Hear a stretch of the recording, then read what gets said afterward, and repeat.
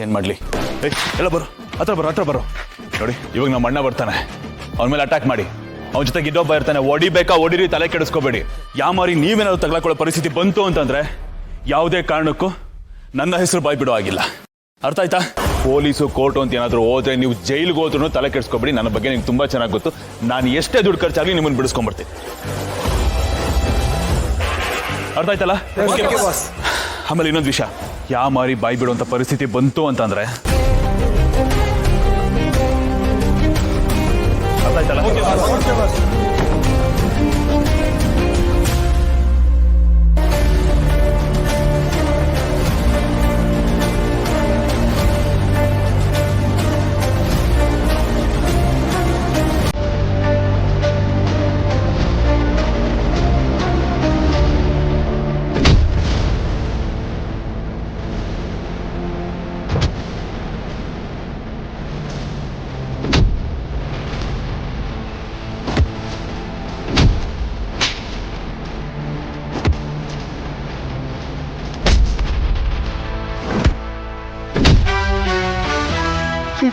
ಇವತ್ತು ನಮ್ಮ ಕತೆ ಗೋವಿಂದ.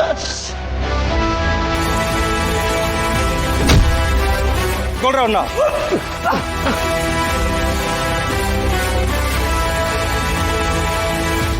ಪೊಲೀಸ್ ಬೇರೆ ಕರ್ಕೊಂಡ್ಬಂದ್ಬಿಟ್ಟವ್ರೆ. ಅದು ಒಂದು ಸುಮಾರು ಜನ ಇದ್ದಾರೆ. ಅಯ್ಯೋ, ಯಾರೋ ನೀವೆಲ್ಲ ಯಾರೋ ಇದನ್ನೆಲ್ಲ ಮಾಡಕ್ ಹೇಳಿದ್ದು? ಬಾಯ್ ಬಿಡೋ ಪರಿಸ್ಥಿತಿ ಬಂದ್ರೆ ರಾಜೇಂದ್ರ ಭೂಪತಿ ಅನ್ನೋ ಹೆಸರು ಹೇಳಿ. ಅಲ್ವಯ್ಯ, ಅವ್ರೇನಾದ್ರೂ ಬಾಯ್ ಬಿಟ್ರೆ ನಮ್ಮ ಕತೆ ಮುಗಿತ್ಕಣು. ರಾಜೇಂದ್ರ ಭೂಪತಿ ಸರ್.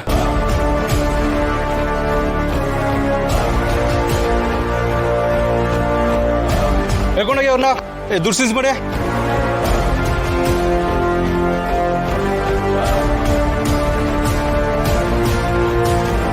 ಕಾರ್ಖಾನ ಕೈಗೆ ಸಿಗ್ತಾ ಇಲ್ಲ. ಬಂದದ್ದು ಬಂದ ಹಾಗೆ ಹೋಯ್ತಲ್ಲ. ನೋಡಿದ ಗೆಳೆಯ, ಕೊನೆಗೂ ತೋರಿಸ್ಬಿಟ್ನಲ್ಲ ಅವನ ಕಚಡ ಬುದ್ಧಿನ.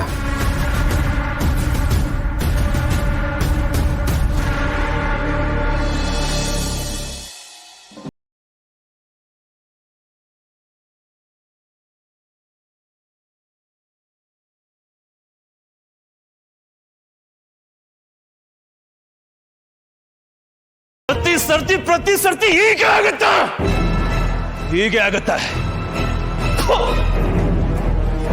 ಸಾಯೋ ತನಕ ಕಾಸ್ಟ್ಲಿ ಸ್ಕಾಚ್ ಕುಡ್ಕೊಂಡು ಹಾಯಾಗಿರ್ಬೋದಿತ್ತಲ್ಲೋ. ಬೆಂಕಿ ಬಿತ್ತು ನಿನ್ ಸ್ಕಾಚ್ಗೆ.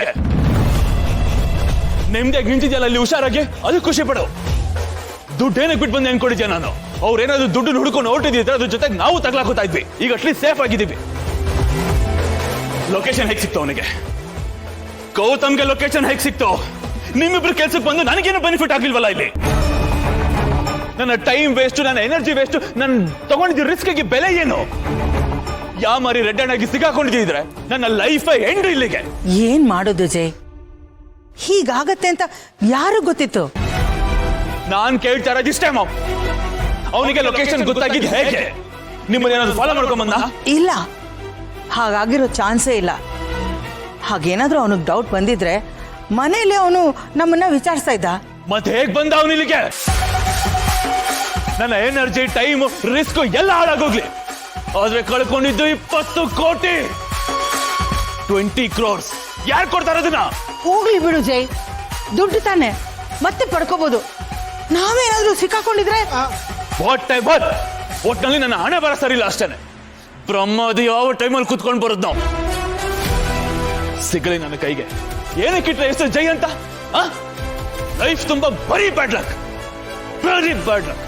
ಅಳಿಮಯ್ಯ, ಅದಕ್ಕೆ ಹೇಳೋದು ಹಣೆ ಬರಕ್ಕೆ ಹೊಣೆ ಯಾರು?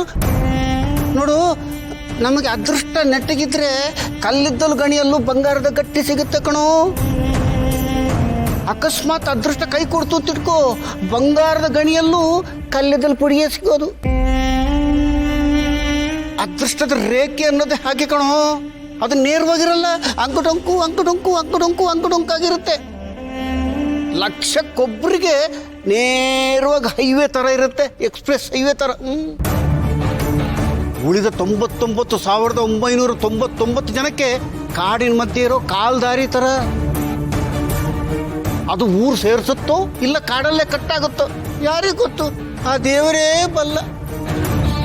ಅದೃಷ್ಟವಂತರಾಗಿರೋದಕ್ಕೂ ಅದೃಷ್ಟ ಮಾಡಿರ್ಬೇಕು ಅಳಿಮಯ್ಯ. ಬಾಯಿ ಮುಚ್ಕೊಂಡಿದ್ರೆ ಸರಿ. ಈಗ ನಂದೇ ನನಗಾಗಿದೆ ಅಲ್ಲಿ ಮಧ್ಯದಲ್ಲಿ ಮಾತಾಡೋದು ಚೆನ್ನಾಗಿರಲ್ಲ ಮಾಂಸ್. ಕಷ್ಟಪಟ್ಟು ಕೆಚ್ಗಳು ಹಾಕಿ ನಾವು 10 ಹೆಜ್ಜೆ ಮುಂದೆ ಹೋದ್ರೆ ನಮ್ಮನೆ ಓಟಕ್ ಮಾಡ್ಕೊಂಬಂದು ಅವ್ನ 10 ಹೆಜ್ಜೆ ಮುಂದೆ ಹೋಗ್ತಾನೆ. ಅಳಿಮಯ್ಯ ಸಮಾಧಾನ ಸಮಾಧಾನ ಸಮಾಧಾನ.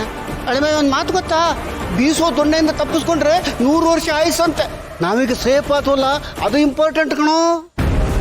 20 ಅಲ್ಲ 70 ಬೇಕಾದ್ರೂ ದುಡಿಬೋದು. ಇನ್ನು ಕೋಪ ತಾಪ ಅಸಹನೆಲ್ಲ ಬದಿ ಕಟ್ಟಿಡು, ಆಗ ಸರಿಯಾಗತ್ತೆ. ಓ ಗೌತಮ್ ದಿವಾನ್. ಏನ್ ಗೌತಮ್ ದಿವಾನ್, ಒಳ್ಳೆ ಸುಂಟ್ರ ಗಾಳಿ ತರ ಬಿರ್ಸಾಕ್ ಬಂದ್ಬಿಟ್ಟಿದ್ದೀರಾ. ಅಂದ್ರೆ ಎಲ್ಲೋ ಒಂದ್ ಕಡೆ ಡಿಪ್ರೆಷನ್ ಕ್ರಿಯೇಟ್ ಆಗಿದೆ ಅಂತಲೇ ಲೆಕ್ಕ. ಕಾರಣ ಏನು ಅಂತ ಕೇಳಬಹುದಾ? ಮಾಡೋದೆಲ್ಲ ಮಾಡ್ಬಿಟ್ಟು ಏನು ಗೊತ್ತಿಲ್ಲರೋ ತರ ಆಡ್ಬೇಡಿ. ಈಗ ನೀವೇನ್ ಮಾಡಿದಿರಲ್ಲ ಅದು ಕೈಲಾಗದೇ ಇರೋ ಹೇಡಿಗಳು ಮಾಡೋ ಕೆಲಸ.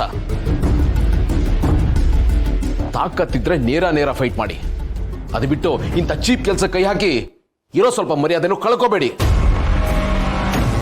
ಮಾತು ಮಿತಿ ಮೀರ್ತಾ ಇದೆ. ಕತ್ಲಲ್ಲಿ ಗುಂಡೊಡಿಯೋ ಕೆಲಸ ಮಾಡಕ್ ಹೋಗ್ಬೇಡ. ಏನ್ ವಿಷಯ, ಏನಕ್ಕೆ ಬಂದಿದ್ಯಾ ಅದನ್ನ ಮೊದ್ಲೇಳು. ಒಂದು ಪುಟ್ಟ ಮಗು ಹಿಂದೆ ನಿಮ್ ಕಡೆ ಅವ್ರನ್ನ ಚೂ ಬಿಟ್ಟಿದಾರಲ್ಲ, ನಾಚಿಕೆ ಆಗ್ಬೇಕು ನಿಮ್ಗೆ. ಗೌತಮ್ ದಿವಾನ್, ಧ್ವನಿ ಏರ್ಸ್ ಮಾತಾಡಬೇಡಿ, ನನಗೂ ಬರುತ್ತೆ. ನಾನು ಎಲ್ಲ ತಿಳ್ಕೊಂಡೆ ಇಲ್ಲಿಗೆ ಬಂದಿರೋದು. ಇದರಲ್ಲ ನಿಮ್ಮ ಸಾಕ್ ನಾಯಿಗಳು, ಅವರು ಪೊಲೀಸ್ ಮುಂದೆ ನಿಮ್ಮ ಹೆಸರನ್ನ ಬಾಯ್ಬಿಟ್ಟಿದ್ದಾರೆ.